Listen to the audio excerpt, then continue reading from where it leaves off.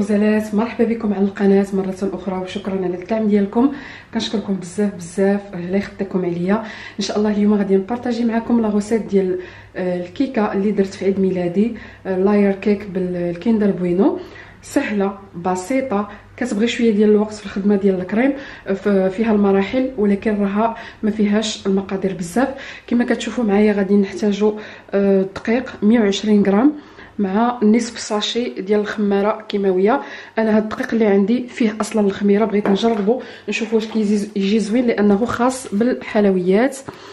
البنات اللي غيسولوني هاد الماركه هادي ديال لو كلير، فاذا ما عندكمش هاد الدقيق استعملوا الدقيق يعني العادي اللي كتستعملوا، استعملوا معاه نصف ساشي ديال الخماره. هذه فيها 11 غرام، استعملوا النصف ديالها.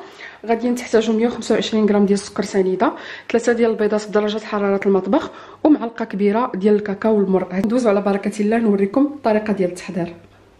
دونك اول حاجه بالنسبه للجينواز غادي نضرب البيض مع السكر، غادي نضربو مزيان حتى يضاعف ليا الحجم ديالو.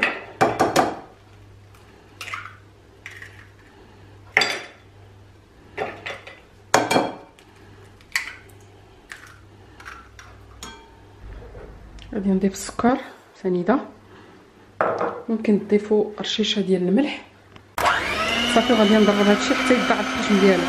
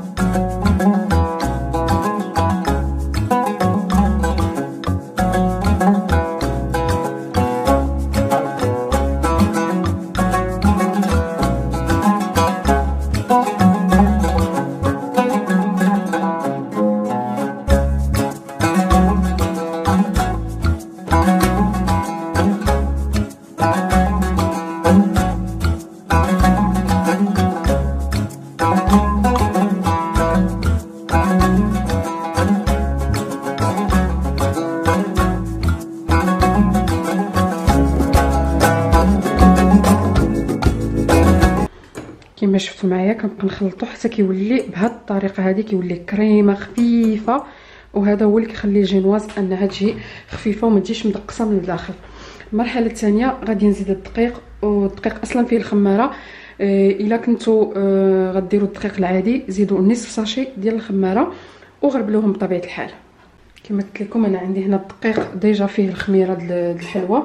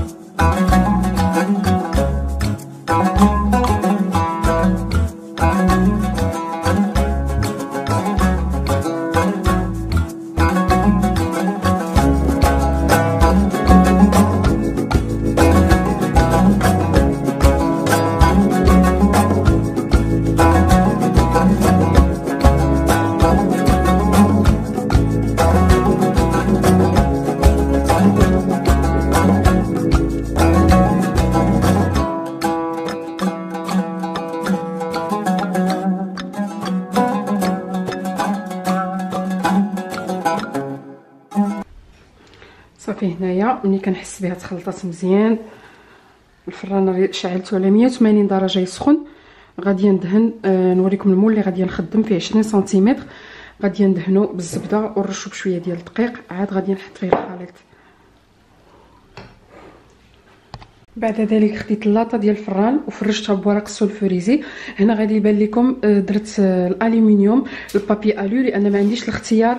اللاطه عوجه وفاش كنستعمل هذا المول هذا كيخرج لي شويه وانا ما بغيتش هذه القضيه، دونك تفاديا لذلك غلفتها بالورق الالومنيوم. ودابا غادي نصب الخليط.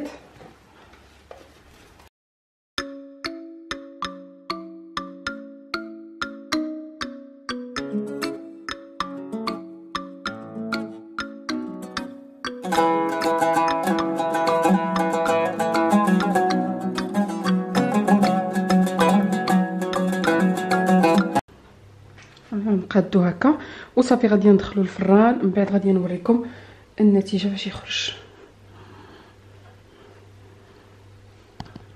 صافي انا خرجته، غادي نخليه يبرد ومن بعد غادي نديرو في الثلاجه الوقت الكافي باش يبرد مزيان. كل ما خليته في الثلاجه كتقدروا تقطعوه بسرعه وكيتقطع لكم مزيان. ناكد لكم على الكاطو، راني ملي كنت كنصور جي كاريمون زابي. لو كاطو راه خص ديروا جوج بنفس المقادير. غير هي واحد الحاجه، الكاطو الاولاني راه كل واحد درتو في وقت. الكاطو الاولاني درتو بلا فارين اللي فيها ديجا لا لوفور اللي كتكون فيها ديجا الخماره ديال الحلوى، كتباع الفرينه هكاك واجده. والثانيه درتها بنص خماره ديال الحلوى ديال 11 غرام، درت النص ديال 11 غرام. دونك الفرق دونك يعني هذه اللي فيها الخماره ديجا واجده مع الطحين ما صدقاتش بحال ديال هذه. دونك من الاحسن، انا اول مره جربتها يعني هكا باش نيت انا نشوف الاختلاف. كنت دائما كنبغي نجرب هذا الطحين هذا، وهاد المره خديته يعني غير بالغلط. وكما كتشوفوا الفرق، هذه اللي مديوره بلا لوفور العاديه يعني جات زوينه وجات طالعه على الاخرى وجات يونيفورم بزاف ديال الحوايج. وهذه ها نتوما شوفوا كيفاش جات. فوالا دونك هذا الكاطو خص فيه جوج ديال لي جينواز باش كيجي عالي وبيان بومبي. صافي دابا غادي نصايب غنبيبيه اليوم بالكريمه ديالو اللي غيكون فيها الكيندر بوينو. وبالنسبه لا ديكور الاخرانيه يعني من برا الكونتور ديال لو كاطو بطبيعه الحال غنديرو حتى الصباح، حيت الكريمه خصها تكون يلاه مضربه وخصها تكون جديده باش ما تذوبش لينا. فوالا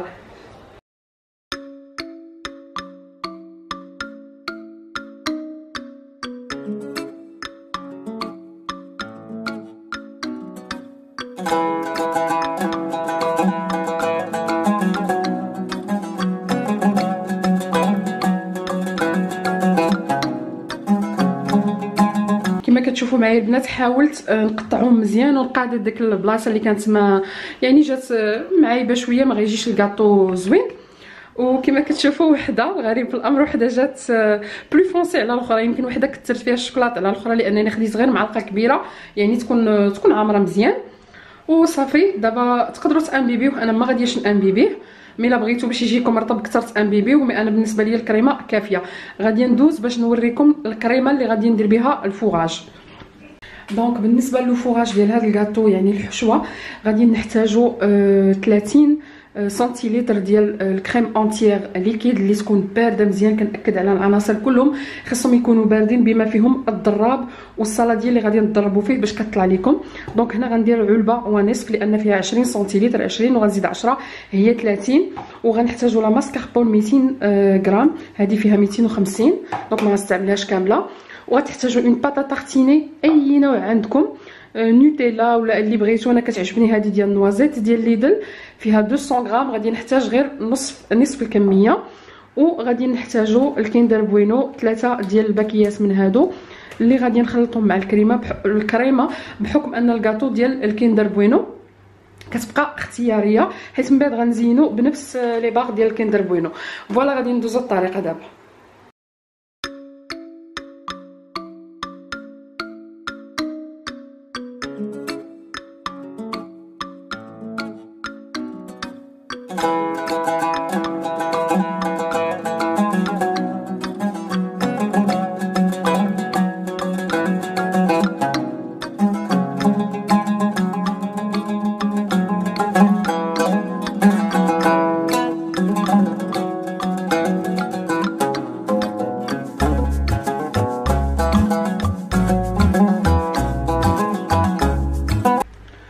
صافي كما غادي تشوفوا هنايا الكريمه كتطلع في ساعه فاش كيكون كلشي بارد.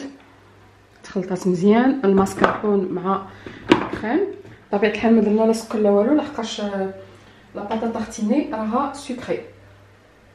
دونك لا باطا طارتيني غادي نزيد نصف الكميه.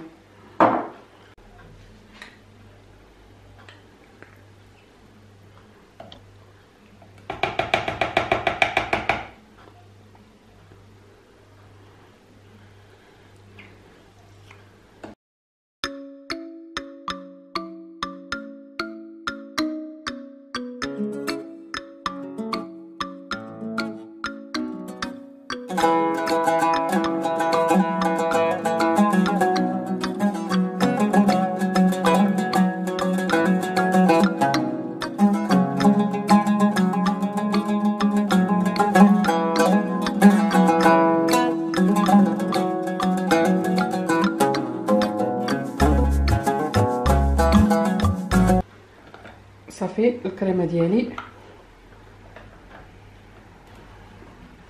هي واجده كما كتشوفوا مخلطه مزيان.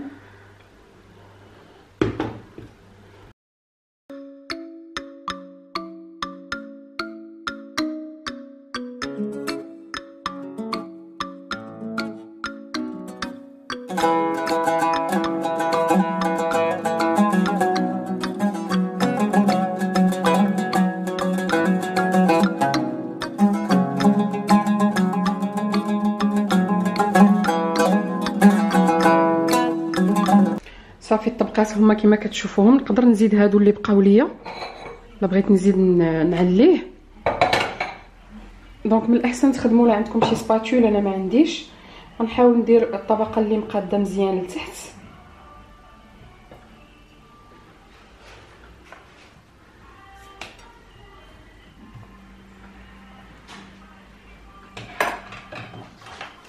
غادي ناخذ شويه ديال الكريمه وغنديرها هنا غير باش يلصق.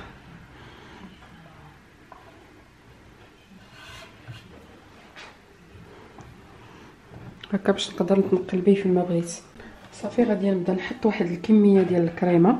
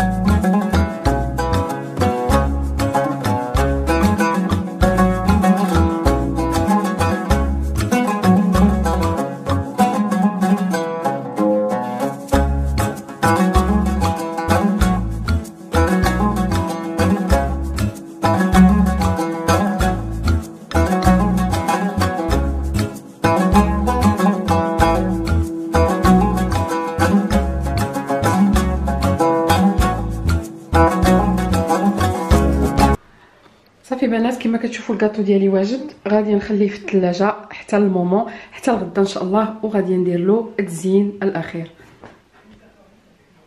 وهنايا البنات بالنسبه للكريمه اللي غادي نغلف بها الكاطو ديالي، غادي نحتاج 250 غرام ديال جبن الماسكاربون، غادي نحتاج الكريم فريش الكريم اونتيغ ليكيد 40 سنتيلتر، انا غادي نستعمل غير 30.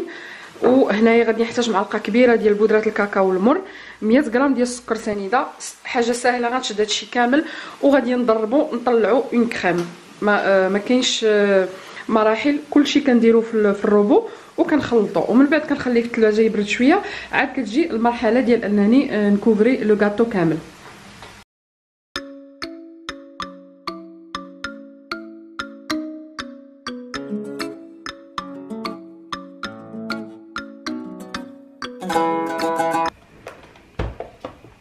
صافي الكريمه هنايا واجده، صافي هنا واحد الكميه غادي نديرها في لابوش ادوي اللي غادي نزين بها، وكميه غادي نغطي بها الكاطو. سمحوا لي كاينه بزاف ديال الحوايج سوغ لو بلان طرافاي، حيت كندير بزاف ديال الحوايج او ميم طون.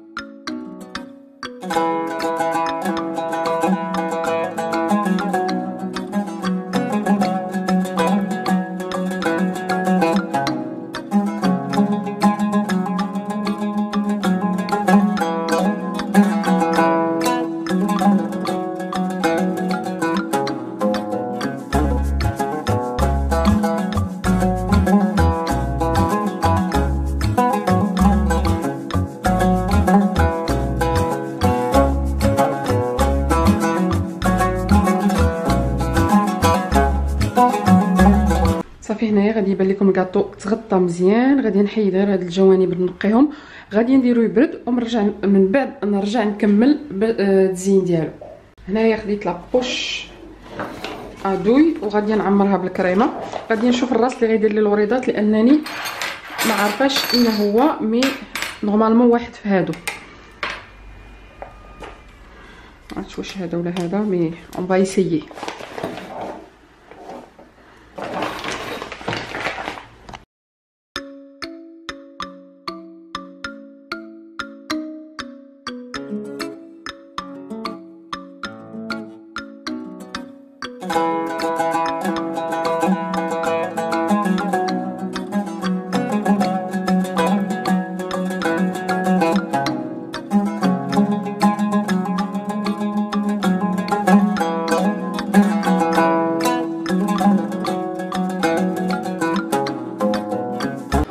دونك هاد لابوش غادي نديرها تبرد نخليها في الثلاجه، وغادي ندوز باش نصايب الكلاصاج اللي غندير فوق الكاطو. بالنسبه للكلاصاج غادي نحتاج 75 غرام ديال الشوكولا الخاص بلي ديسير، غادي نحتاج 85 غرام ديال الزبده، معلقه ديال العسل، وهادشي كامل غادي ندوبو في عافيه مهيله وغنخليه يبرد شويه. دونك 75 غرام ديال الشوكولا و85 ديال الزبده.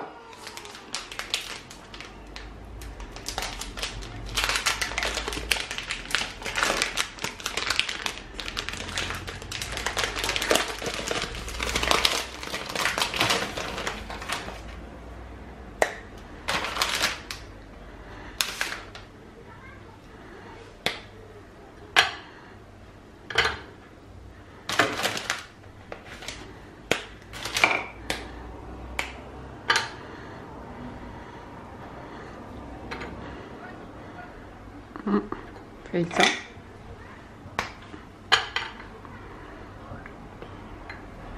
un peu كيكون قاصح معليش 80.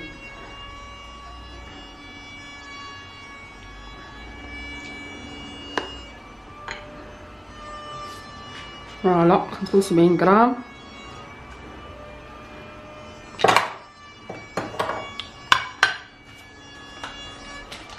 الزبده 85 غرام.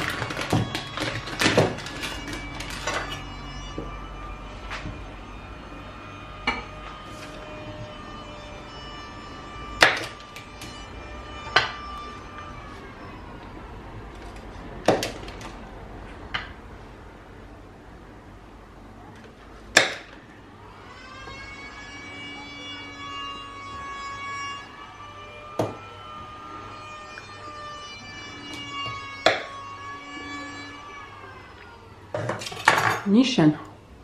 غادي ندير معلقه ديال العسل صغيره وغادي ندوب هادشي فوق العافيه. صافي هنا كما كتشوفوا الكلاصاج واجد. غادي نخليه يبرد البروده درجه حراره المطبخ. ما عرفتش الهضره ما كتبغيش تخرج ليا شي مرات باش منين نخويه على الكاطو ما يذوبش، دونك ضروري خصكم تخليوه يبرد. ودابا جات اللحظه الحاسمه، غادي نخوي لا كريم هكا الوسط بطريقه دائريه وغادي نخليه يكولي من الجناب. هذه هي.